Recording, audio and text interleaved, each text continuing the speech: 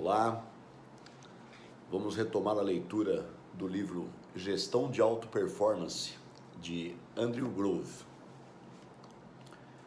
Hoje é dia 1º de fevereiro de 2024 e este é o segundo dia da leitura. Página 14.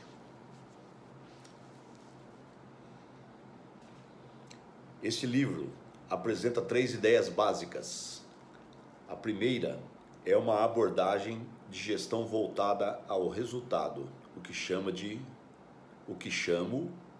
output. Ou seja, aplicamos alguns princípios e a disciplina de um empreendimento tipicamente orientado para o resultado. O processo de fabricação. Há outras atividades organizacionais, inclusive o trabalho de gestores ou gerentes. Vejamos o exemplo da Intel, uma verdadeira empresa de manufatura e produção, dedicada a fabricar chips de silício altamente complexos e produtos computadorizados equipados com esses chips. Hoje, em 1995, nossa empresa tem mais de 30 mil funcionários. Destes, apenas cerca de 25% efetivamente trabalham na fábrica ou na fabricação de produtos. Outros 25% dedicam-se à supervisão de pessoal, manutenção de equipamentos, engenharia e melhoria de processo.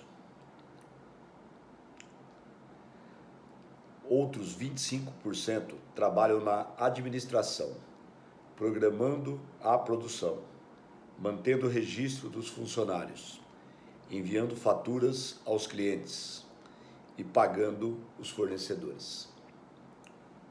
Por fim, os 25% restantes projetam novos produtos, os levam ao mercado e os vendem e prestam serviços de manutenção pós-vendas.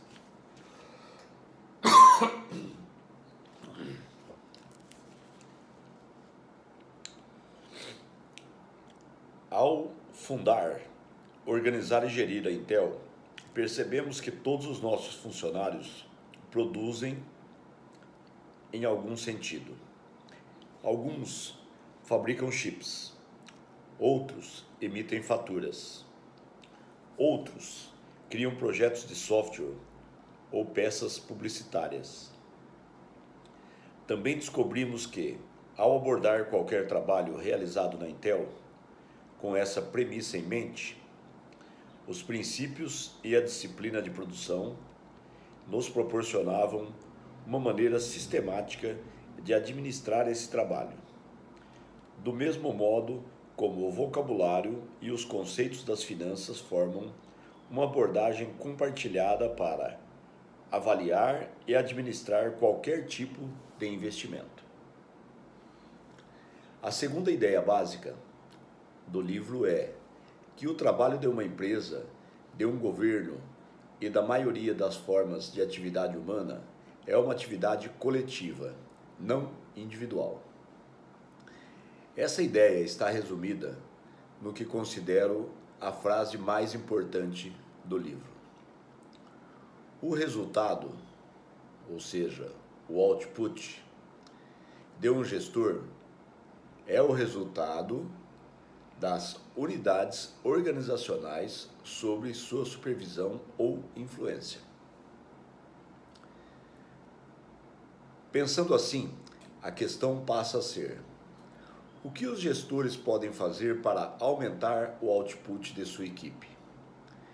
Dito de outra forma, o que exatamente eles devem fazer no trabalho diante de um número quase infinito de tarefas potenciais, clamando por sua atenção? Para tentar responder essa pergunta, apresento o conceito de alavancagem gerencial, que mede o impacto dos gestores que mede o impacto do que os gestores fazem aumentar o output da equipe.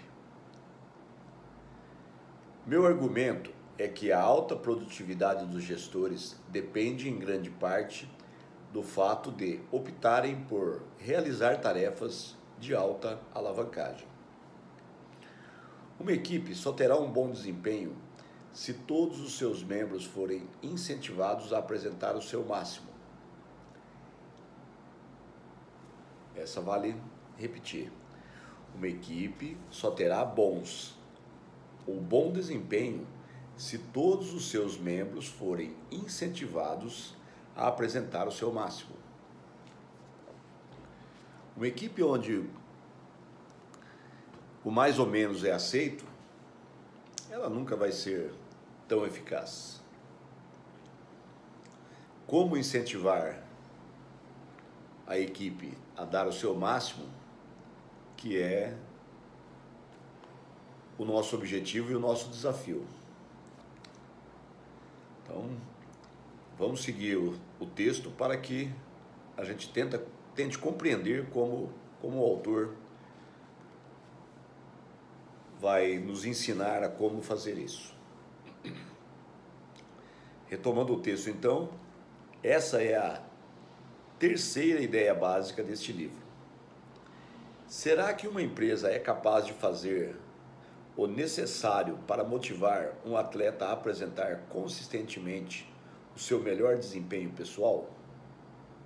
Acredito que sim, e é por isso que faço uma analogia com o mundo dos esportes e analiso o papel do que eu chamo de feedback aplicável à tarefa, a fim de obter e manter um alto nível de performance entre os membros da equipe. É preciso admitir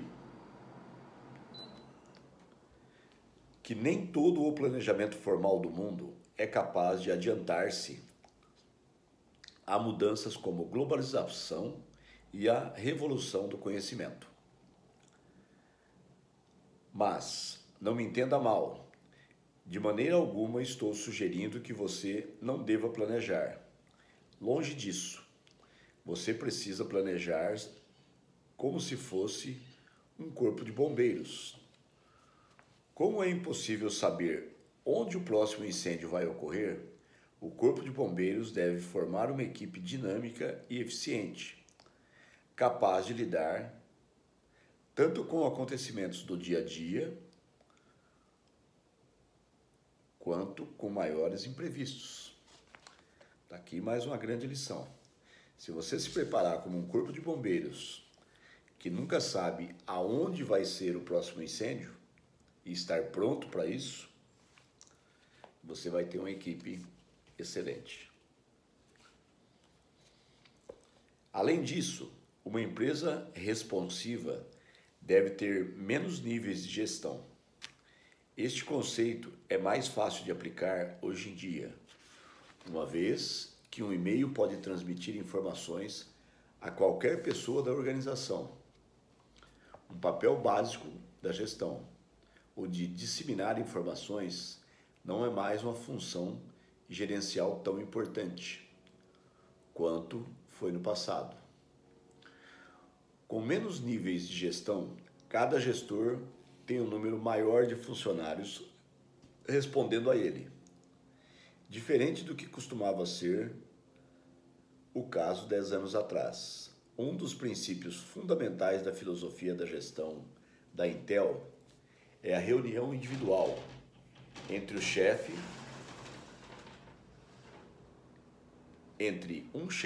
e um subordinado, as chamadas reuniões one-on-one. Os principais objetivos dessa reunião são aprender a trocar informações.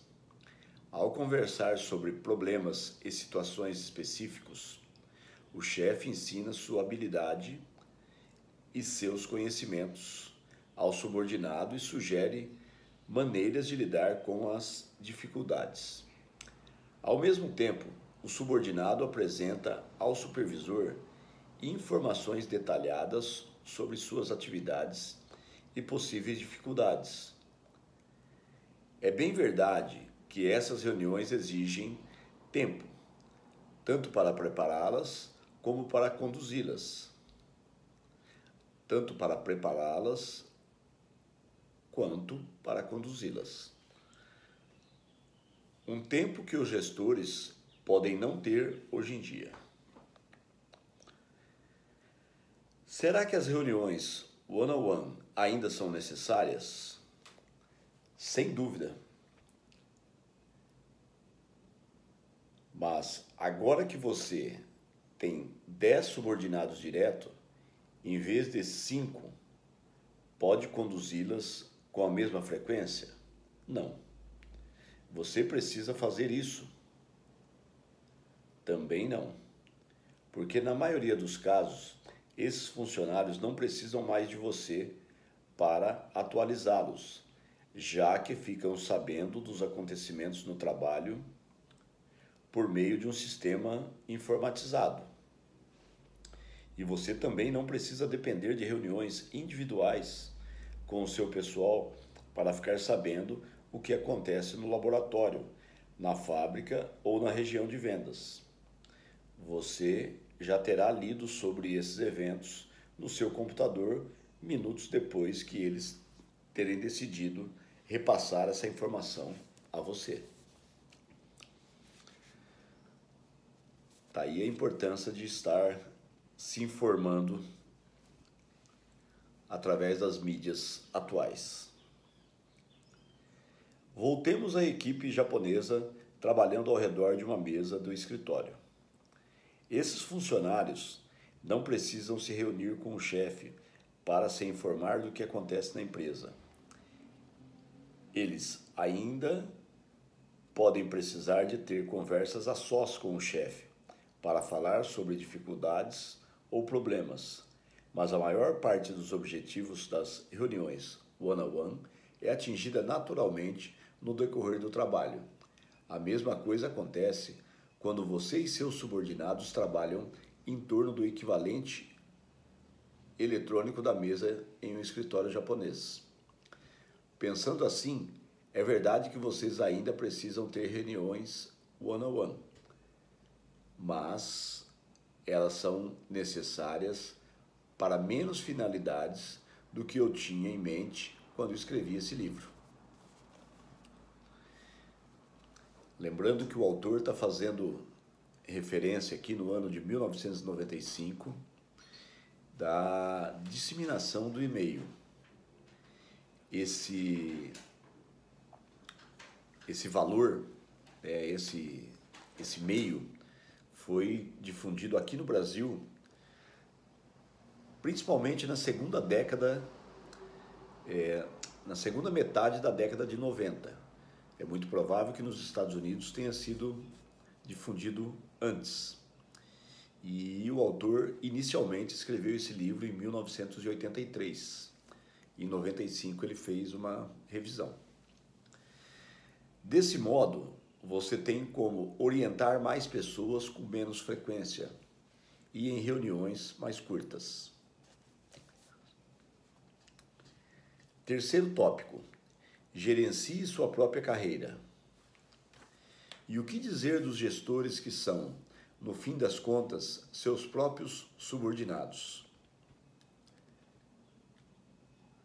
Um dia desse, li um artigo que dizia que homens de meia idade têm 2 vezes mais chance de perder o emprego hoje, 1995, do que em 1980. Essa tendência vai aumentar nos próximos anos.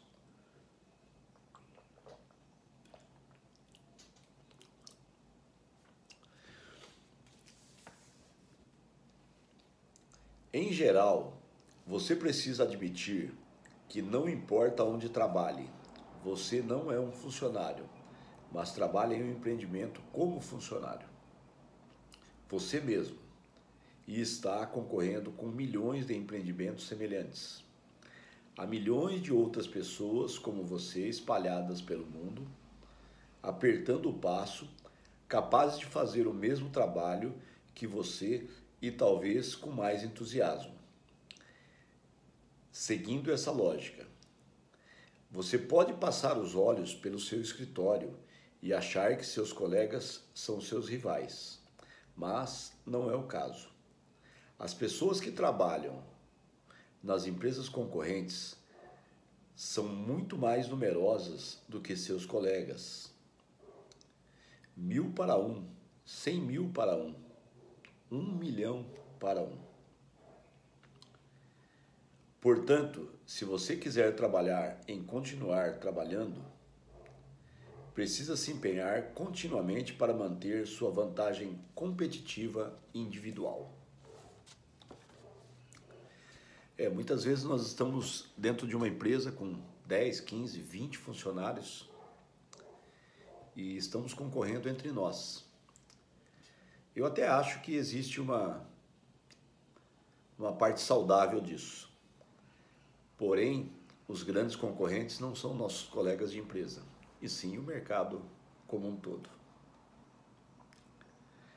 Então nós temos que trabalhar para sermos bons, sermos competitivos e termos muita qualidade no que nós entregamos ao negócio.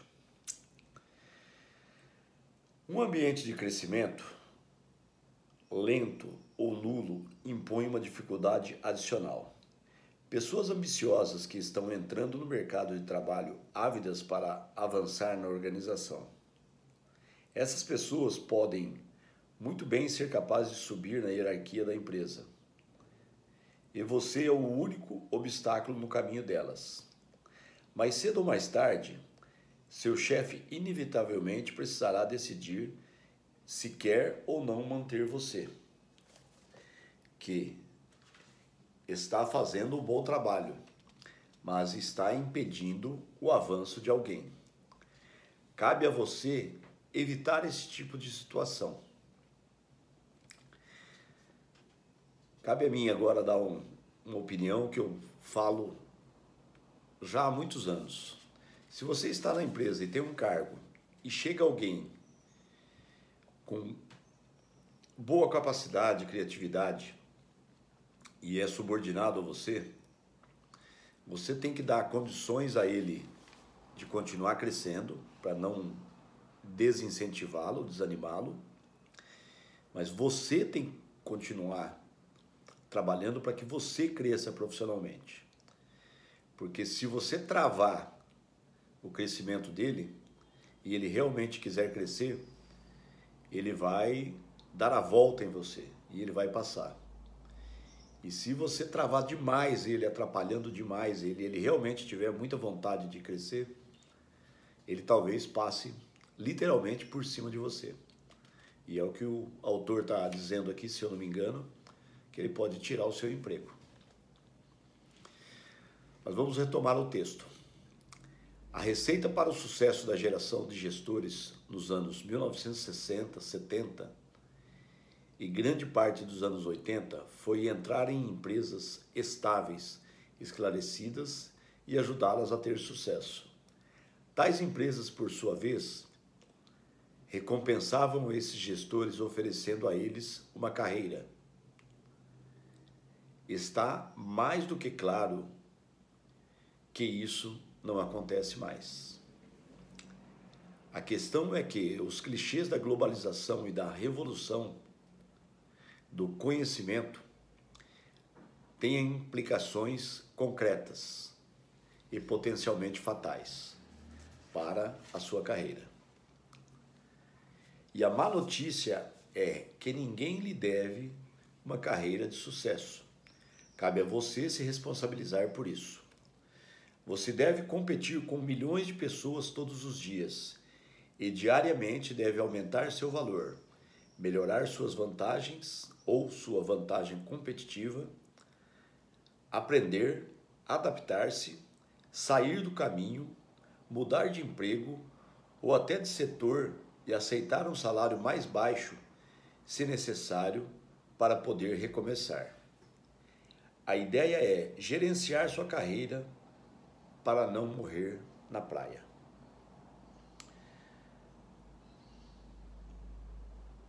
Não existe uma forma infalível para isso, mas seguem alguns pontos a considerar. Você está agregando um valor concreto ou está meramente transmitindo informações? Como você poderia agregar ainda mais valor?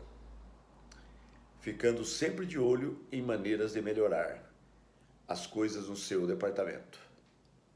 Você é um gestor. O principal conceito deste livro é que o output de um gestor é o output de sua organização.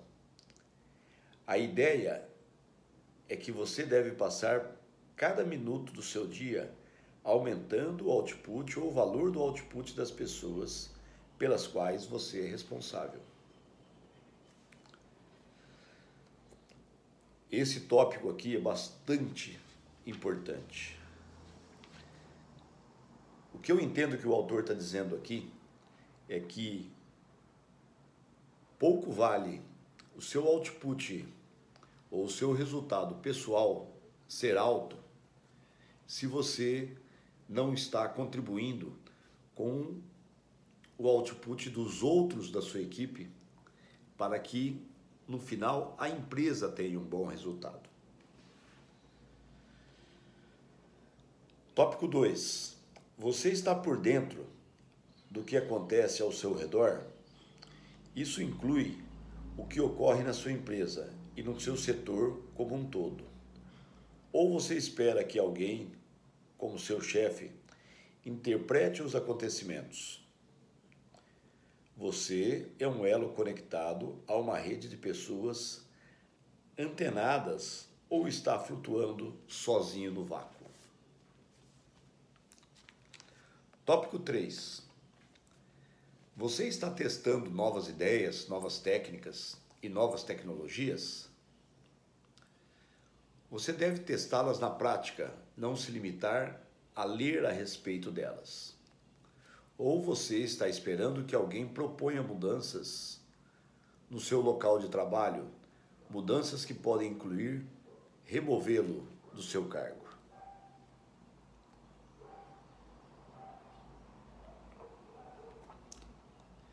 Essa é para refletir. Retomando o texto, sou formado em engenharia e dirijo uma empresa de alta tecnologia. Como um gestor, também sou membro do grupo de pessoas, muitos milhões só nos Estados Unidos, que tem nas mãos a possibilidade de aumentar a produtividade, gerando mais e melhores bens e serviços para satisfazer a necessidade das pessoas.